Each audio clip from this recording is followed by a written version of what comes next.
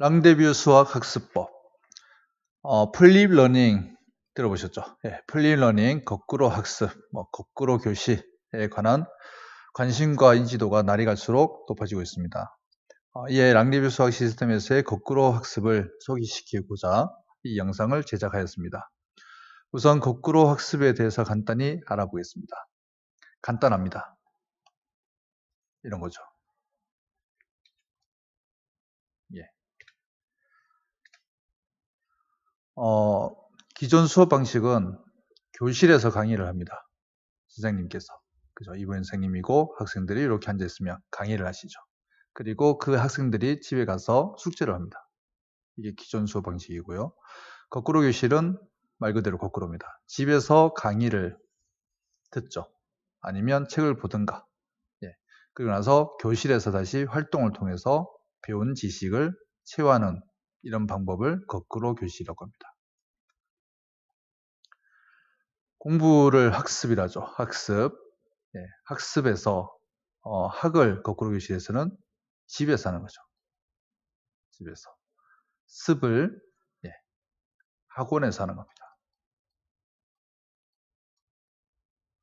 자, 랑데뷰 수학 교재를 소개하고 나서 돌아와서 이 부분에 대해서 어떻게 우리가 랑데뷰 수학에서는 적용되고 있는지 다시 한번 설명하겠습니다.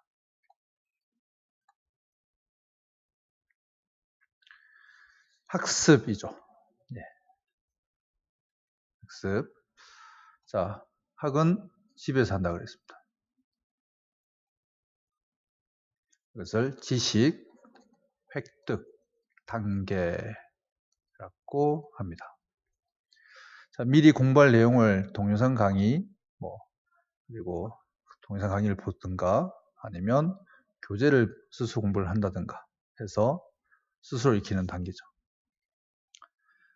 습, 학원에서 이루어집니다. 이것을 지식, 체화, 단계라고 합니다. 지식, 체화, 단계. 집에서 획득한 지식을 토론한다든가 협의해서 문제를 해결한다든가 심화 내용에 대해서 토론한다든가 팀을 짜서 다시 배운다든가 이런 활동을 통해서 확실한 자기 것으로 이 지식을 확실히 자기 것으로 만드는 단계입니다.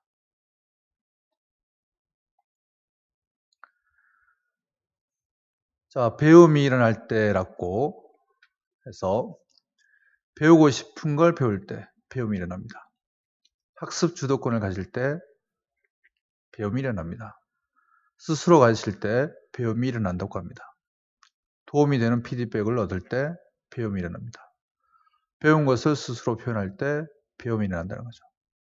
긍정적이고 호용적인 관계가 될 때 배움이 일어나며 자기 삶과 배움이 연결될 때 배움이 일어납니다. 도전적인 과제나 비구조적인 문제를 만날 때 배움이 일어나며 사회적 교류, 협동의 기회를 가질 때 배움이 일어납니다. 학습과 연결되는 체험을 할 때 배움이 일어나는 거죠.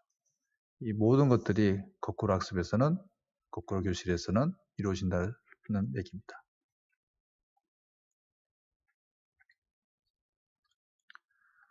그럼 대학에서는 그죠? 거꾸로 학습이 어떻게 이루어지고 있는지 제가 조사를 해봤는데 플리러닝은 2012년도 울산 과기대를 시작으로 카이스트, 그리고 서울대, 고려대, 성균관대 등 여러 대학에서 도입을 벌써 했습니다. 이거는 잘 안 보일 수도 있지만 고려대학교 그죠? 가정통신문입니다. 엄재호 총장 취임 후 고려대의 교육혁신을 예고하고 있습니다. 그 시작은 바로 거꾸로 교실, 플립러닝입니다. 예, 그리고 고대신문에게 실렸습니다. 2015년 4월 6일 고대신문에 거꾸로 교실이 2학기부터 시행된다. 거꾸로 교실은 2015년 1월에 학칙에 제정됐다. 예. 서울대 한번 보겠습니다.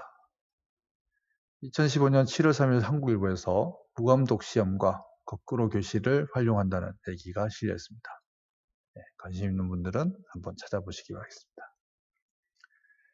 그러면 거꾸로 교실의 모태라고 할 수 있는 유태인의 학습법, 하브루타에 대해서 간단히 또 설명하겠습니다. 아이들이 즐거워하고 있죠. 그냥 즐거워하는 것이 아닙니다. 얘들이 지금 공부를 하면서, 책들이 보이죠? 공부를 하면서 서로 토론하고 생각을 말하고 듣고 정리하면서 즐거워하는 모습입니다. 참 아름답습니다. 유태인들은 말합니다. 하버드 입학 논술 문제가 어릴 적 식탁에서 가족과 나눈 대화보다 쉬웠다. 그 대화가 바로 하브루타입니다. 거꾸로 학습에, 거꾸로 교실에 모태가 된다 할 수 있죠. EBS 캡처 장면인데요. 누구에게나 마찬가지로 생각을 말로 표현하고 다른 사람에게 설명하다 보면 사고가 명확해지고 자신이 배우는 걸 기억하는 데 도움이 되는 것 같습니다. 라며 이 유태인 에시바데 학생이 얘기를 하고 있습니다. 그럼 랑데뷰 수학 교재를 설명하겠습니다. 랑데뷰 수학 교재는 크게 기본 개념편과 문제 유형편으로 나뉩니다. 수원에 대해서 기본 개념편에 대해서 간단히 설명하겠습니다. 사례가 나오고요. 목차, 다항식, 방정식과 부등식 이렇게 나오고요. 개념 탐구라고 해서 개념이 이렇게 정리되어 있습니다. 이런 식으로 정리되어 있고 개념 특강이라 해서 오른쪽에 또 이제 정리가 되어 있습니다. 개념이. 그리고 요약이 되어 있죠. 공식이라고 해서 정리되어 있습니다. 이 부분을 동영상을 듣고 다시 읽어봐도 되고 먼저 이렇게 선행을 했다든가 미리 뭔가 배운 학생들은 그냥 읽어보고 익혀도 됩니다. 다음 페이지 넘어가면 위에서 공식을 정리해 놓은 것을 따라 적는 공간이 있습니다. 물론 이제 그대로 따라 적어도 되지만 저희가 뭐 다시 내용을 요약하고 더 중요한 얘기가 동영상에서 나오면 그것들을 적어도 됩니다. 쓰기죠. 그리고 간단히 개념을 정리할 수 있는 문제들이 새 많은 곳이라고 해서 바로 밑에 이렇게 나옵니다. 문제들이 쉬워 보이죠? 그리고 예제 문제들이 나옵니다. 예제 유제가 나오죠. 예제 보면 샘플이 그리고 유제 풀이라고 했습니다. 자, 샘플이는 동영상에서 제가 설명을 해준다는 얘기죠. 그리고 그 설명을 듣고 이제 유제를 풀어라 이런 얘기입니다. 뭐 거의 모든 수학 교재들이 이런 패턴이 되어 있죠. 예제는 보통 세 문제 나옵니다. 2번 예제, 유제 2번. 자, 예제 3번 그리고 유제 3번 이렇게 정리되어 있습니다. 그리고 랑데뷰 수학의 독특한 녹화 중이라는 문제들이 있습니다. 자, 이 녹화 중의 활용은 무궁무진합니다. 그냥 문제를 풀어도 되고요.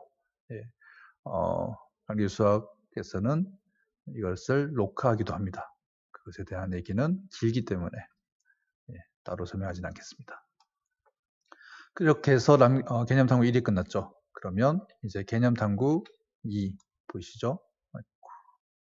개념 탐구 2 형태 똑같습니다. 뭐 개념이 있고요. 개념 특강 공식 정리했습니다. 그래서 새 많은 곳 나오고 예제들이 쭉 나오고 맞죠? 다 생략했고 다음 개념 탐구 3으로 넘어가겠죠? 개념을 읽어보고 다시 새 많은 곳, 유제, 예제, 녹화 중 등을 풀고 하면 연습 문제에 해당하는 이제 연습 문제들이 나오는데 이게 단계가 레벨 1과 레벨 2, 레벨 3가 있습니다. 레벨 1은 기초 조금 쉬운 문제들이죠.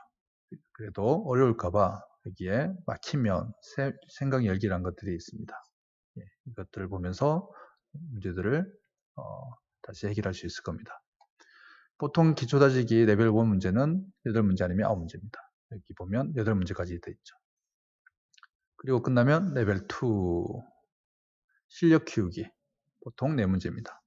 1번, 2번, 3번, 4번 그리고 도전하기 어려운 문제인데 두 문제 정도 있습니다. 항상 두 문제라고 보면 됩니다. 어려운 문제를 기본 개념편에서는 잘 다루지 않는다. 이렇게 생각하셔도 되겠습니다. 개념을 확실히 잡기 위한 교재가 기본 개념편. 그리고 이제 다시 아까까지가 한 세트입니다. 하루 분량이라 생각하시면 돼요. 알겠죠? 한 세트. 다음 이제 다시 다음 수업 시간에 공부해야 될 개념 탐구 4로 넘어가겠죠. 4, 5, 6 한 세트. 보통 이제 개념 탐구 3개씩 묶어서 한 세트라 생각하시면 됩니다. 그럼 문제 유형편 보이시죠? 문제 유형편. 체계적인 유형 정리로 모든 문제 유형을 경험합니다. 쉬운 문제에서 최고 수준 문제까지 모든 문제 난이도의 문제를 정복할 수 있습니다. 모의고사 대비 문제로 완벽한 시험 대비가 가능합니다. 무슨 얘기냐? 자, 마찬가지 간단히 이제 개념들이 정리되어 있습니다. 기본 개념에서의 공식 정리 정도라고 보시면 되겠습니다. 한번 다시 읽어보고 중요한 것도 메모하면서 접근을 해도 되고요. 여기는 구성이 이렇게 되어 있습니다. 한 페이지가 알아보기라고 되어 있습니다. 내용에서 이제 우리가 다시 이런 부분을 이 페이지에서 알아본다는 얘기고, 체크 문제입니다. 만약 이 책을 수업을 한다면 선생님께서는 이 체크 문제를 풀어줄 겁니다. 그럼 이 체크 문제와 난이도가 비슷한 것이 풀어보기 2번이라고 있어요. 이 2번을 체크 문제 난이도가 비슷하고 1번은 조금 더 쉽습니다. 그리고 3번은 조금 더 어렵죠. 이런 식으로 배치되어 있습니다. 그래서 개념 탐구 1 됐죠. 이게 알아보기 1이라고 되어 있는데 이게 보통 10개에서 15개 정도입니다. 여기서는 바로 10일까지 왔죠. 이게 마지막이라는 소리입니다. 그래서 11개가 있다. 이게 끝나면 이제 다 알아봤잖아요. 이쪽에 대해서 문제 유형은 다 알아봤기 때문에 모의고사를 대비하는 문제들이 나옵니다. 조금 쉽습니다. 여기 문제들은 1번, 2번, 3번, 4번 보이고 5번, 6번, 7번, 8번 확대 안 해도 보이겠죠? 그리고 9번, 10번 이 정도 문제들이 있습니다. 모의고사에 쉬운 4점 그리고 3점 위주라고 보면 되겠습니다.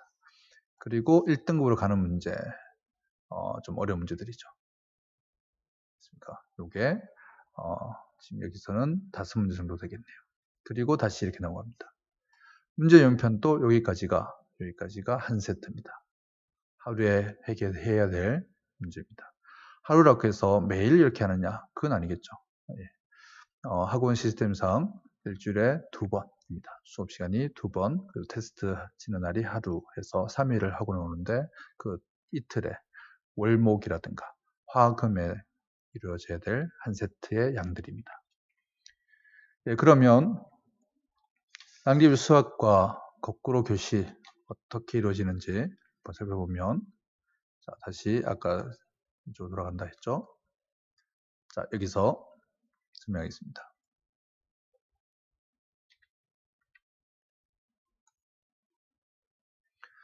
학습이라고 했죠. 집에서 이루어집니다. 학원에서 이루어지는 것들이 낭기비 수학에서는 교재가 어떻게 구성되어 있었죠? 기본 개념편이 있었고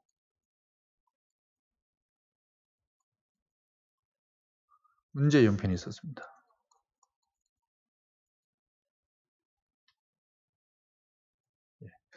기본 개념편이 거의 집에서 이루어지는 것들입니다. 그리고 문제 유형편이 학원에서 이루어진다고 생각하시면 되겠습니다. 네. 그런데 모든 아이들이 다르듯이 그죠? 학습도 똑같이 적용돼서는 안 되겠죠. 그래서 클래스를 낭비비 수학에서는 크게 3클래스로 나뉩니다. 뷰 클래스가 있고요.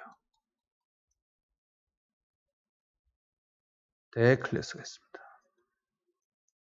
랑 클래스가 있어요. 네. 집에서 뷰 클래스는 성적이 조금 낮은 학생들입니다. 이 학생들은 기본 개념편을 다루는데 여기에 예제, 유제, 예제를 동영상을 보고 유제를 스스로 풀고 이 정도 한 세트를 익혀옵니다. 그리고 학원에 가서는 녹화 중 있었죠. 그 녹화 중 문제와 연습 문제, 레벨 1, 2, 3 이 문제들을 여러 가지 활동을 통해서 토론을 한다든가 2인 1조 하브리타 하브루타 2:1조로 해서 학생과 선생님 보통 이렇게 이루어지고요.